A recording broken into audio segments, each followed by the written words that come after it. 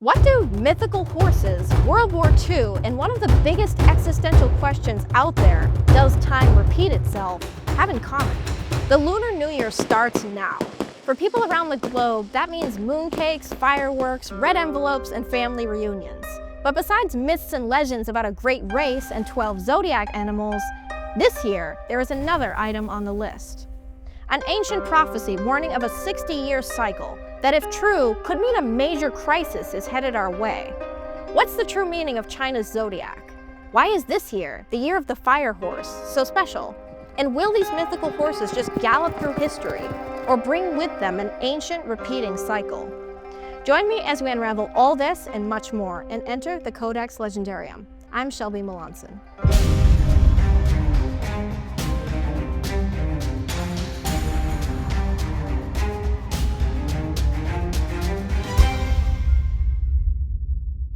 Around the world, people are ringing in the Lunar New Year. Today, the day this video goes live, is the start of a 15-day celebration. We're talking everything from delicious and symbolic food, like dumplings, noodles, and mooncakes, to cleaning your house to cast out evil spirits and bring good luck, to handing out red envelopes designed to scare off mythical, kid-stealing monsters. Yeah, seriously. At the heart of those traditions is a story about the Chinese zodiac, similar to the constellations tied to Greek mythology that we know here in the West. In the zodiac story, 12 animals were asked by the Jade Emperor, aka the ruler of heaven and earth, to join a race that would decide their place in the 12-year cycle. Each one would be given a corresponding year, depending on how they finished in the race. From it, we get stories about why cats hunt mice, and about the friendship, or rivalry, depending on your retelling, between the rat and the ox, who got first and second place in the race, respectively. This year is the 7th year out of 12, the year of the horse. It's a time symbolized by speed, perseverance, imagination, and youthful energy, and people born into it are said to be energetic, charismatic, and independent. And it's no wonder why, when you have people like Jackie Chan, Gordon Ramsay, Denzel Washington, Adam Sandler, and even Isaac Newton on the Year of the Horse list. Given that, it's also no surprise why the horse was on the roster for the Jade Emperor's race to begin with. I mean, let's look at mythology outside Asia for just a second, that a lot of you might be a little bit more familiar with. And I mean, seriously, there are some truly wild and incredible horses in Western mythology. You have favorites like Pegasus, the giant white-winged stallion, who, fun fact, Greek myth says was born from the blood of Medusa and sprang from her neck as she was decapitated by the hero Perseus, which is fitting since he was Poseidon's son, who was not only the god of the sea, but also of horses. Poseidon also had his own special mount, the hippocampus, not to be confused with part of the human brain, by the way, which was a horse with the lower body of a sea serpent, a mer horse, if you will. Outside ancient Greece, you have the Kelpie, a shape-shifting water spirit native to Scotland that appeared as a beautiful horse and was known for luring wary and unsuspecting travelers onto its back and then taking them on a fatal ride beneath the water. And then you have one of my personal favorites, Slepneir, a gray stallion with superior speed and unmatched balance thanks to its 8 legs. Yes, you heard that right, 8 legs on a horse. He served as the mount for Odin, god of gods in Norse mythology, allowing him to travel the 9 realms, including both Asgard, heaven, and Midgard, the human realm. The horse is actually Loki's child. Yeah, I know, mythology is weird. And he briefly shows up in Marvel's 2011 movie, Thor. As if the mythical horses of the West weren't enough, Eastern legends have plenty of their own. Since we're talking about Marvel references, one of China's most famed mythical horses made a brief cameo in this scene in Shang-Chi in 2021. It's called the Longma, or literally dragon horse. Consider this a Chinese Pegasus, winged but with dragon scales instead of feathers. According to legend, seeing one was not only rare, but a good omen, that the person who saw it might one day become a great sage king. They're especially tied to some of China's original and great rulers, called the 3 sovereigns and 5 emperors. Not only were they the first emperors of China, but they were said to be god kings, or even demigods, who could use their divine powers to rule in harmony with the heavens. The origin story of the Longma is an unusual one, to say the least. The short version is that it emerged from a magical river, carrying a celestial map on its back, and was designed to serve as a bridge between heaven and earth. No pressure, right? As for other honorable mentions, we have the white horse that legend says brought Buddhism to China. Horseface, a being that served as the guardian of the underworld in Chinese mythology, often spotted with his co-guardian Oxhead. And then, of course, ancient China's breed of supposedly supernatural, heavenly horses that were said to sweat blood and be able to gallop 1,000 li, or around 400 miles, in one single day. They were so sought after that Emperor Wu, who ruled during China's Han Dynasty, actually waged military campaigns in what we know today as Uzbekistan in order to acquire them.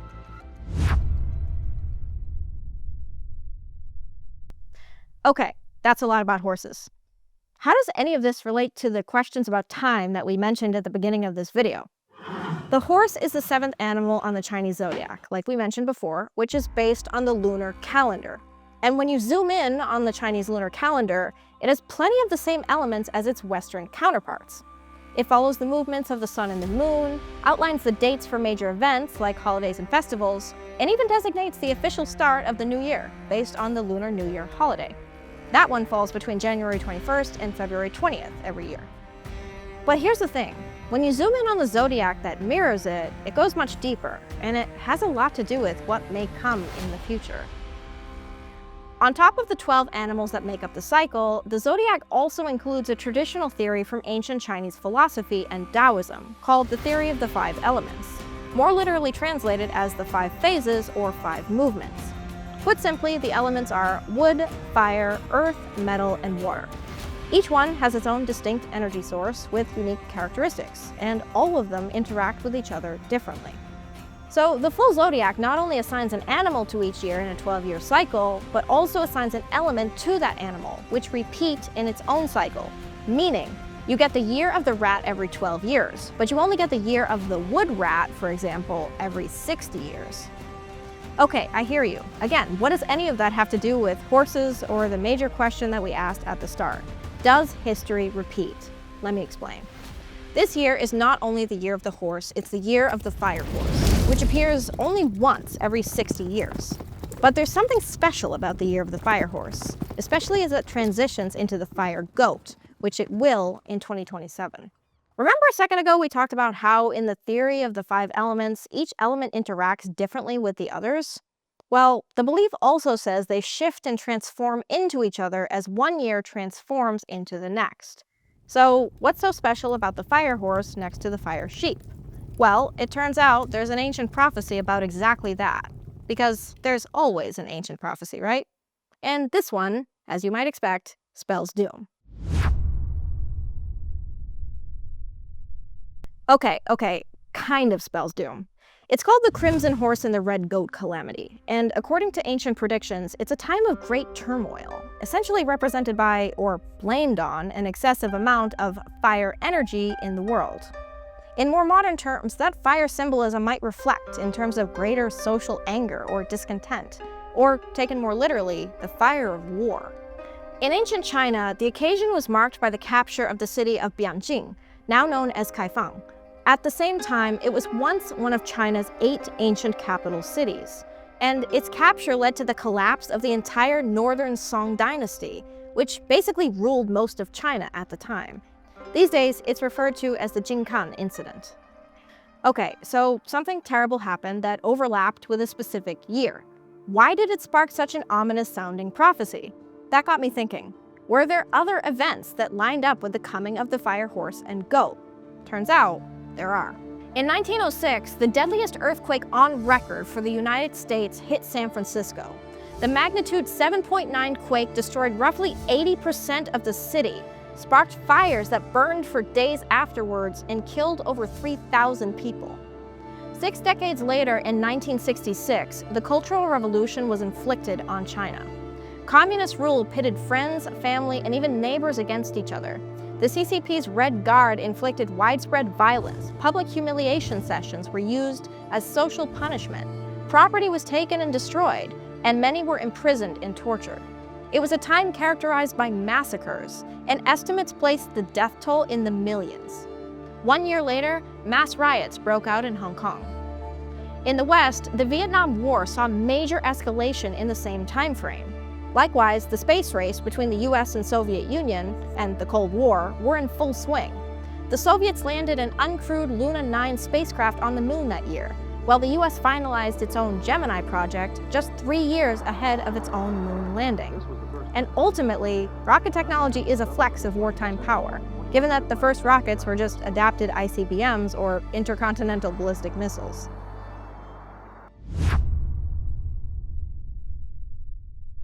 In other words, a lot of really major, difficult things were happening all at once. While going down the research rabbit hole for this episode, all of that brought me to one main question. The same question that's been debated for centuries. Does history actually repeat itself? Are these cycles consistent? And if so, can they be predicted? And what does that mean for us as we translate it to fit today? As it turns out, the fire horse isn't the only similar cycle. There's another, and we're smack in the middle of that one too. It's called the fourth turning theory, also known as the Strauss-Howe Generational theory, or even the World War II paradox. Here's how it works. The theory says that Western history, especially the US, moves through repeating generational cycles, matching up with roughly the human lifespan. Every 20 to 25 years, society moves into a new phase, or saeculum, that's Latin for age or generation. The first turning marks a major social uplift, economic recovery and prosperity, peace, or at least relative peace. Basically, society is riding high during this time. Think 1964, when the US was enjoying its post-war boom. The second turning is dubbed the Awakening. It's a time of reflection, of reevaluating and social exploration. Think questioning authority, nonconformism, and progressive change. The era of rock and roll and Earth Day back in the 60s. The third turning is the start of instability. The good times are gone, and the social fabric is starting to fray. And finally, the fourth turning, which happens once every 80 years or so. This is the time when, according to the cycle, society will face a major crisis. Think the Civil War, the Great Depression. You get the idea. As for the 80-year cycle, rinse and repeat. When you look at the Gregorian calendar, things really start to get wild. Because of the calendar structure, 7 days to a week, uneven numbers of days in certain months, an exact day-to-date calendar match only happens once every 400 years. But thanks to leap years and some other infrequent rule-breaking cycles, 1941 and 2025, last year, actually match up perfectly. For example, March 1st, 2025 last year was a Saturday. March 1st, 1941 was as well. Okay, so it breaks a 400-year cycle. Interesting, but so what? Well, what happened back in 1941? World War II escalated, marking both the invasion of the Soviet Union and Pearl Harbor. Now look at 2025. The Los Angeles wildfires, Hurricane Melissa, one of the most powerful storms in the Atlantic ever recorded, Texas floods, the war in Ukraine, the war between Israel and Hamas, tensions over Taiwan, the trade war, economic instability, unemployment and the cost of living, hardships. The list goes on. Naturally, both good and bad things are bound to happen in life as time goes on. Good years still face disasters, and bad years still see successes. But I think many might argue it's worth taking a closer look when strong patterns start emerging on a mass scale. Theories on why exactly these happen vary widely. Some go so far as to say we're stuck in a time loop. That one is a discussion for a future episode, stay tuned. Other, more tame theories point to our own human nature. Instead of exact repetition, it's more like similar themes, actions, and human behaviors reappear, sparked by similar social context. Mark Twain was famously quoted as saying, "History doesn't repeat itself, but it often rhymes." And at the crux of that is that human behavior doesn't change much through the ages. People are still people. For the sake of example, today we think about people who lived in ancient times as being stoic and scholarly, maybe even a little bit simple-minded. But in reality, they had jokes, memes, and stereotypes the same as we do. They even found graffiti in Pompeii, the kind of stuff that you'd see in a middle school boy's bathroom. It all existed back then too. People are people. Likewise, so did pride, fear, and ambition. The things that lead to the rise and fall of empires or spark economic turmoil back then and today. And as historians and psychologists will tell you, history and humanity have a notoriously short memory, meaning the same mistakes get repeated.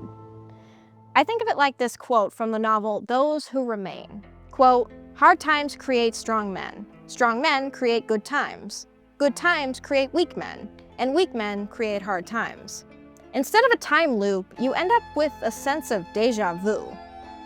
Looking at all of that, and as we enter the years of the Crimson Horse and Red Goat, maybe the takeaway is this: not to wait in fear of a major catastrophe, but to take a good look at our own nature, our own patterns, and see where we can hold on to the good ones and break out of the bad. The sea of society is made up of individuals, and if each of us takes a closer look inward now and then and tries to make better choices, maybe, just maybe, we can lengthen history's memory just a little.